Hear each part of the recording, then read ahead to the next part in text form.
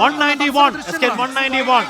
ജെഡിയുടെ ആഹ്ലാദ പ്രകടനം ബീഹാറിൽ നിന്ന് ടൈഗർ സിന്ദാഹേ ആ മുദ്രാവാക്യം അവിടെ SK അവിടെ അവിടുത്തെ മെയിൻ മുദ്രാവാക്യം ടൈഗർ അബി സിന്ദാഹേ എന്നാണ് മെയിൻ മുദ്രാവാക്യം. ചുപ്ചാപ്പ് അങ്ങനെയല്ലേ അത് മുദ്രാവാക്യാണെന്ന് വിചാരിച്ചു. SK ചുപ്ചാപ്പ് എന്ന് പറയും.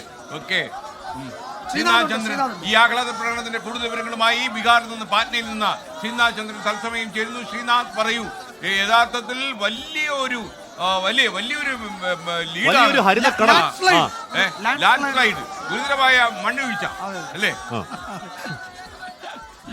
Land slide victory.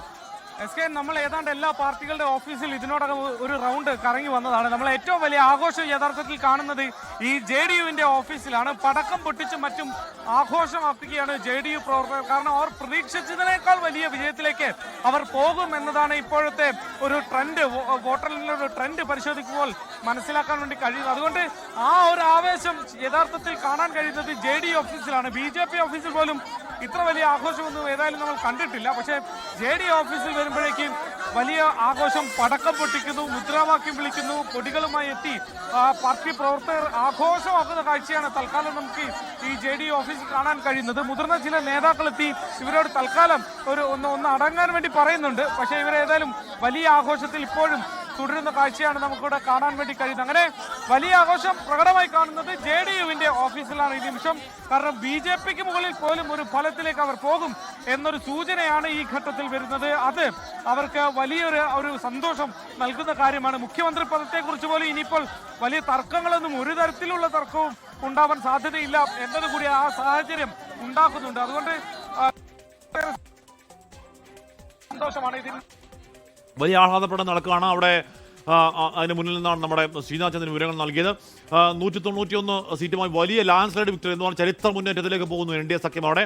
അതിൽ തന്നെ BJP 80, JDU 84, ഏറ്റവും വലിയ ഒറ്റകക്ഷി എന്ന നിലയിലേക്ക് ഇപ്പോഴും JDU മുന്നോട്ടേക്ക് 84 സീറ്റുമായി പോകുന്ന കാര്യം JDUവിന് ഇക്കുറി ഒരു ആശങ്കയുടെ തെരഞ്ഞെടുപ്പ് കൂടിയായിരുന്നു. കാര്യം തങ്ങളുടെ ഒരു സംസ്ഥാനത്ത് തങ്ങളുടെ പ്രസക്തി ഇല്ലാതാവുന്നോ എന്ന ചോദ്യം അവിടെ, തങ്ങളുടെ നേതാവ് സൈഡ് ലൈൻ ചെയ്യപ്പെടുന്നോ എന്നുള്ള ചോദ്യം ഒക്കെ അവിടെ ഉണ്ടായിരുന്നു. അതൊരു പക്ഷേ NDA എന്നുള്ള നിലയ്ക്ക് അവർ സമ്മതിക്കില്ലെങ്കിൽ കൂടിയും പക്ഷേ ആ ആശങ്കകൾക്ക് പരിഹാരമാവുന്നുണ്ട്. JDU എന്താണ് വലിയ ഏതെങ്കിലും തരത്തിൽ വലിയേട്ടനാക്കാൻ BJP അനുവദിക്കുന്നില്ല. ഞങ്ങൾ തന്നെയാണ് വലിയേട്ടൻ ഇപ്പോഴും ബീഹാറിൽ എന്ന പ്രഖ്യാപനമായി JDU വലിയ അവിടെ മുന്നേറുന്നുണ്ട്. നിതീഷ് കുമാർ തന്നെ മുഖ്യമന്ത്രിയാകും എന്ന് ഉറപ്പിക്കാൻ കഴിയുന്നു. ഏതെങ്കിലും തരത്തിൽ ഞങ്ങൾ ഇനി അത് ആലോചിക്കാം എന്നൊന്നും ആരെക്കൊണ്ടും പറയിക്കാൻ എന്താണ് സ്കോപ്പില്ലാത്ത വണ്ണം ടൈഗർ അബി സിന്ദാഹെ എന്ന മുദ്രാവാക്യം ഉയർത്തിക്കൊടുത്ത അവിടെ നിതീഷ് കുമാർ വീണ്ടും ബീഹാറിന് മുഖ്യമന്ത്രിയാകുന്ന കാര്യം ഏതാണ്ട് ഉറപ്പിക്കാം. കാര്യം ഇനി സമയം ഇപ്പോൾ 11 മണി, 8 മണിക്ക് വോട്ടെണ്ണൽ തുടങ്ങിയതാണ്. 11 മണി. CPI ML 4 സീറ്റുകളിൽ, CPIM 1 സീറ്റ്, CPI 0 പോയി. ML ഒരു സീറ്റ് ലീഡുണ്ട് ഇപ്പോഴും. ML 11 സീറ്റുകളായിരുന്നു. സീറ്റ് നിലയാണ് ഒരുപക്ഷെ മഹാഗഠബന്ധൻ എന്ന മുന്നണിയെ സംബന്ധിച്ച് വലിയ ആശങ്കയുണ്ടാക്കുന്നതാണ് അവരുടെ കണക്കുകൾ. നാമമാത്രമായ സീറ്റുകളിൽ മാത്രമേ കോൺഗ്രസിന് അവിടെ എന്തെങ്കിലും ചെയ്യാൻ കഴിയുള്ളൂ. അതായത് ഏതാണ്ട് 67 സീറ്റിൽ മത്സരിച്ച കോൺഗ്രസിന് വെറും 7 സീറ്റ് ലീഡ് മാത്രമേ ഉള്ളൂ. RJD 38ലേക്ക് ചുരുങ്ങുന്നു. RJDയുടെ ചരിത്രത്തിൽ ഏറ്റവും മോശം പ്രകടനം. CPMLനെ സംബന്ധിച്ച് 11 സീറ്റ് ഉണ്ടായിരുന്നിടത്ത് ലീഡ് 4ലേക്ക് ചുരുങ്ങുന്നു. CPI ഉണ്ടായിരുന്ന ലീഡ് നഷ്ടപ്പെടുന്നു. CPM ഒരിടത്ത് ലീഡ് ചെയ്യുന്നു. അവിടെ NDAയുടെ കാര്യത്തിൽ BJP 80, JDU 83 എന്ന നിലയിൽ അവിടെ വലിയ കക്ഷി ആര് എന്നതിലെ ചെറുതാണെങ്കിലും ഒരു മത്സരം നടക്കുന്നുണ്ട്. 190 സീറ്റിലാണ് NDA ലീഡ് ചെയ്യുന്നത്.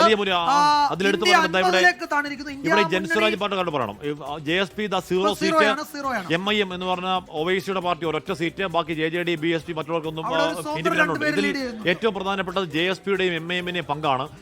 JSP MIM ഒരു നേട്ടം ഉണ്ടാക്കുന്നില്ലെന്ന് മാത്രമല്ല അത് മഹാസഖ്യത്തിന്റെ വോട്ടിനെ കൃത്യമായി തന്നെ വിഭജിച്ചു കൊടുക്കാൻ NDA സഹായിച്ചു എന്ന കൃത്യമായ ആരോപണം ഇനി ഉയരും. കാരണം അങ്ങനെ തന്നെയാണ് കണക്കുകൾ ഈ സീമാഞ്ചൽ മേഖല അടക്കം കണക്കുകൾ സൂചിപ്പിക്കുന്നത്. OWIC അവിടെ നേട്ടം ഉണ്ടാക്കിയില്ല, ജയിച്ചില്ല. പക്ഷേ NDAക്ക് അനുകൂലമായി പ്രതിപക്ഷ വോട്ടുകൾ നന്നായി സ്പ്ലിറ്റ് ചെയ്ത് കൊടുക്കാൻ OWIC കഴിഞ്ഞു എന്ന് തന്നെയാണ് കണക്കുകൾ സൂചിപ്പിക്കുന്നത്. സീമാഞ്ചൽ മാത്രമല്ല, ചമ്പാരൻ RJDയെ സഹായിച്ച, തേജസ്വിയെ സഹായിച്ച യൂത്ത് വോട്ടർമാർ കൂടുതലുള്ള മണ്ഡലങ്ങളിൽ NDA ലീഡ് ചെയ്യുന്നു. അതായത് യൂത്ത് വോട്ടർമാരുടെ ശതമാനം കൂടിയ മണ്ഡലങ്ങളിൽ അവിടെയും NDA ആണ് ലീഡ് ചെയ്യുന്നത്. അത് JSP സ്പ്ലിറ്റ് ചെയ്തു. അപ്പൊ അവിടെയും നഗരമേഖലകളിൽ കഴിഞ്ഞില്ല. അല്ല, ഞാൻ പറഞ്ഞ അതാണ് പറഞ്ഞത്. നഗരമേഖലകളിൽ ഈ പറയുന്ന പ്രശാന്ത് കിഷോർ വലിയ സ്വാധീനമുണ്ടാക്കി. പ്രശാന്ത് കിഷോർ യുവാക്കളായ വോട്ടർമാരെ ആകർഷിച്ചു. ആ യുവാക്കളായ വോട്ടർമാരുടെ വോട്ട് എന്ന് പറഞ്ഞാൽ തേജസ്വി യാദവ് പറഞ്ഞുകൊണ്ടിരുന്ന ഹിന്ദുവാണ്. ബിജെപിയുടെ വോട്ട് കൂടി അയാൾ പിടിക്കുമെന്നായിരുന്നു, അദ്ദേഹം പിടിക്കുമെന്നായിരുന്നു ഒരു വിലയിരുത്തൽ. അല്ല, ഞാൻ പക്ഷേ അത് പ്രശാന്ത് നടന്നില്ല തന്നെയല്ല, പ്രശാന്ത് കിഷോറിന്റെ കോർ ഭിന്നിപ്പിക്കുകയും ചെയ്തു. പ്രശാന്ത് കിഷോറിന്റെ കോർ ലക്ഷ്യം യുവാക്കൾ തന്നെയായിരുന്നു. തേജസ്വി യാദവ് വോട്ട് ചെയ്യുന്ന യുവാക്കളാണ്. ആ യുവാക്കളുടെ വോട്ട് പ്രശാന്ത് കിഷോർ കൃത്യമായി സ്പ്ലിറ്റ് ചെയ്തു. ബിജെപിക്ക് അവിടെ സഹായകരമായി. സീമാഞ്ചൽ മേഖലയിൽ മുസ്ലിം വോട്ടുകൾ സ്പ്ലിറ്റ് ചെയ്തു. അത് ബിജെപിക്കും എൻഡിഎക്കും സഹായകരമായി. അങ്ങനെ കൃത്യമായി വോട്ട് സ്പ്ലിറ്റിംഗ് എന്ന് പറയുന്നത് ഒരു ഇലക്ഷൻ കലയാണ്.